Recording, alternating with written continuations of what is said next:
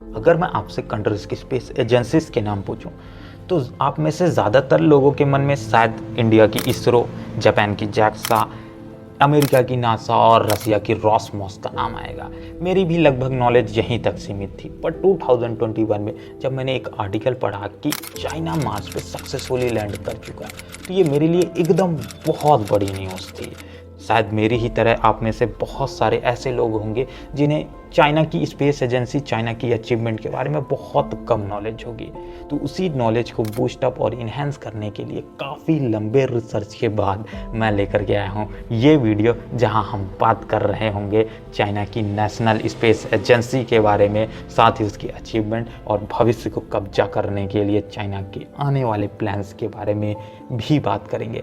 तो बहुत interesting video होने वाला है, तो चलिए। On the other side of the world. Wang Yi has met with Russian President Vladimir. China is close to concluding all of their plans for the year and calling it a day before preparing for 2023. नया space station बनाने के लिए 3 astronauts को अंतरिक्ष में भेजा है। The Department of Defense says it's tracking what's believed to be a Chinese surveillance balloon. Successfully landed its first rover on Mars. ये उपलब्धि है चीन के चांद E4 मिशन की।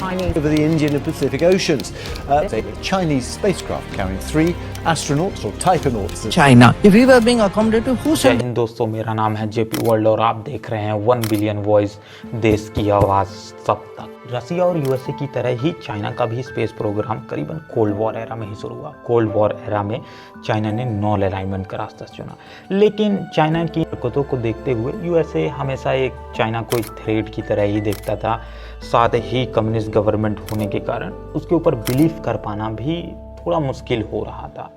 चाइना को इस बात का पता था कि जो यूएसए ने हिरोशिमा और नागासाकी में किया, यूएसए ऐसा किसी और देश के साथ भी कर सकता है। साथ ही जो यूएसए चाइना को हर वक्त न्यूक्लियर स्ट्राइक की धमकियाँ देता रहता था, इससे चाइना को अपने इंडिपेंडेंट डिसीजन, साथ ही अपने फ्यूचर प्लान्स को भी बनाने में दिक्कत हो रही थी। इसी को देखते हुए 15 जनवरी 1955 को माओ जेडोंग ने एक डिसाइड किया कि हमें अपना खुद का न्यूक्लियर प्रोग्राम शुरू करना चाहिए और इसकी घोषणा कर दी। और ये एक ऐसा बहुत बड़ा भूचाल था जिसने वो एक बहुत बड़े इतिहास को जन्म देने वाला था, जिसे अपन CNSA यानी चाइना नेशनल स्पेस एजेंसी के नाम से जानते हैं। अब आपके मन में एक बहुत इंटरेस्टिंग सा सवाल उठ रहा होगा कि भाई तू चाइना नेशनल स्पेस एजेंसी के बारे में बता रहा है या फिर मिसाइल के बारे में बता रहा है, ये इसका क्या लेना देना है मिसाइल इंडस्ट्री से या मिसाइल एजेंसी से? तो देखो, ह्यूमंस के पास स्पेस पे जाने की कैपेबिलिटी मिसाइल टेक्नोलॉजी से ही आई। जब ह्यूमंस ने लॉन्ग मार्च मिसाइल्स बनना डेवलप कर ली, तो उसी की टेक्नोलॉजी का इस्तेमाल करते हुए स्पेस में ले जाने की, यानी ह्यूमंस को स्पेस में ले जाने की कैपेबिलिटी भी ह्यूमंस ने ह्यूमंस के सामने रखी कि क्यों ना हम स्पेस में ह्यूमंस को ले जाएं। तो 8 अक्टूबर 1956 को चाइना ने अपनी पहली मिसाइल डेवलपमेंट एजेंसी की स्थापना की। 1957 में यूएसएसआर ने अपनी पहली सैटेलाइट स्पुतनिक 1 को सक्सेसफुली अंतरिक्ष तक पहुंचाया। इसी से डेडिकेटेड होते हुए और काफ़ी प्रेरणा लेते हुए माओ जेडोंग ने भी यह अनाउंस कर दिया और ये डिसाइड किया कि हमें भी अपनी खुद की स्पेस एजेंसी पर काम करना चाहिए। 1958 में चाइना ने 2 मेजर माइलस्टोन हासिल किए। एक तो था लॉन्च साइट बनाना, जो कि जोगमिन लॉन्च सेंटर, जिसे लॉन्च कॉम्प्लेक्स के नाम से भी जाना जाता है। यह चाइना का पहला लॉन्च साइट था जो कि जोगमिन सिटी में बनाया गया था। बाद में इसी साइट को डोंगफ्रेंग एरोस्पेस सिटी के नाम से जाना जाने लगा, साथ ही उसे कन्वर्ट कर दिया गया, सिंपल बोले तो। और दूसरा अपना खुद का लॉन्च व्हीकल बनाना। अब बात आती है, क्या चाइना ने इसमें सक्सेस पाई? तो देखो, डोंगफ्रेंग 1, जिसे DF-1 के नाम से भी जाना जाता है, यह launch vehicle Soviet R2 rocket का चाइनीज वर्जन था। अब आपके मन में एक सवाल उठ रहा होगा, R2 रॉकेट यानी रसिया की टेक्नोलॉजी चाइना के पास कैसे आई?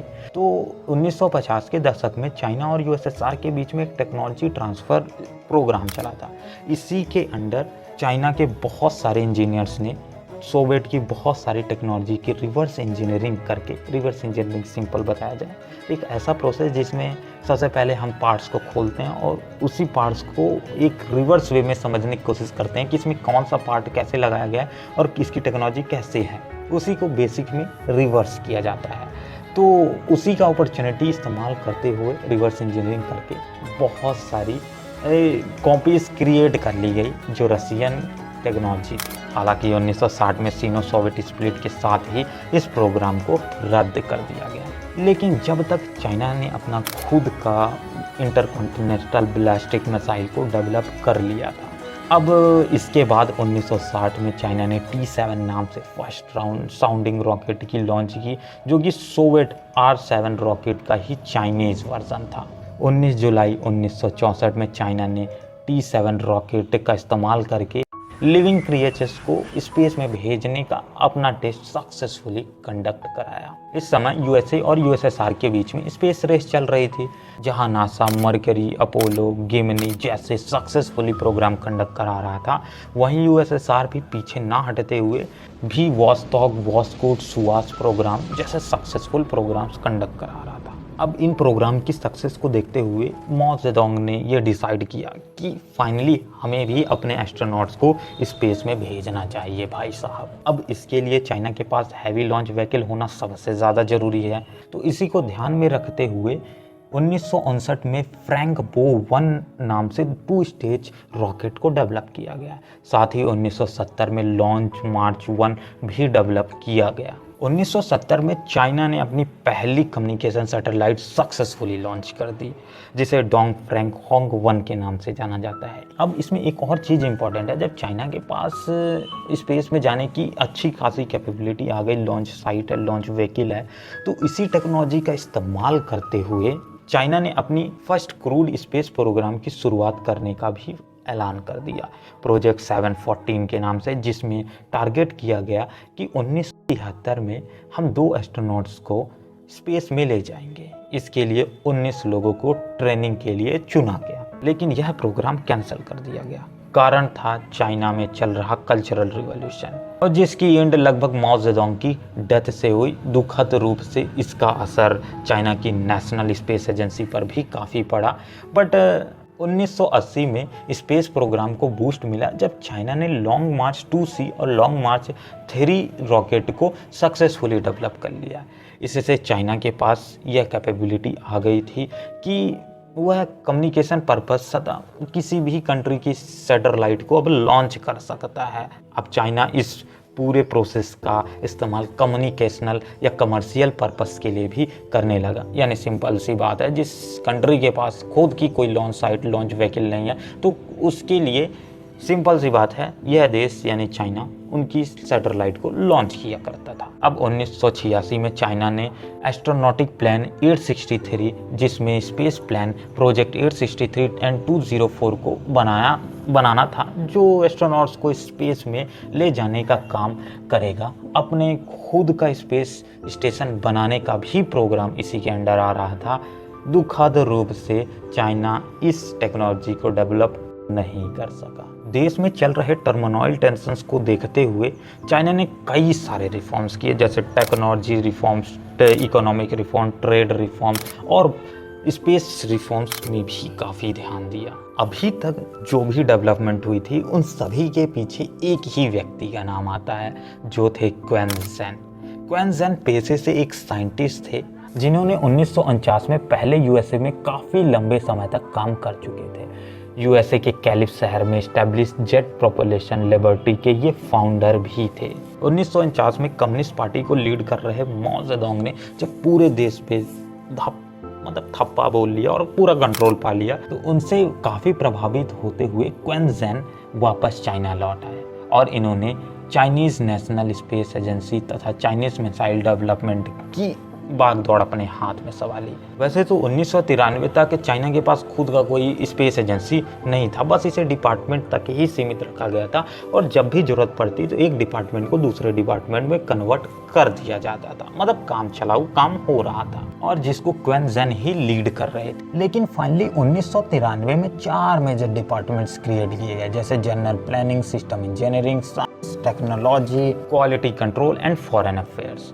जिसको मिलाकर के CNSA का गठन किया गया, यानी Chinese national space agency. CNSA के बनने के बाद इसे एक प्रॉपर बजट मिलने लगा, साथ ही गवर्नमेंट भी इस पे काफ़ी ज़्यादा ध्यान देने लगी और इसकी डेवलपमेंट की यूँ कहें तो स्पीड एक बाउंस बैक थी, बहुत तेज़ी से होने लगी। 1993 के बाद चाइनीज़ गवर्नमेंट ने कई मेजर टारगेट सेट किए। मेनली उनका टारगेट था चाइनीज़ एस्ट्रोनॉट को स्पेस में ले जाना।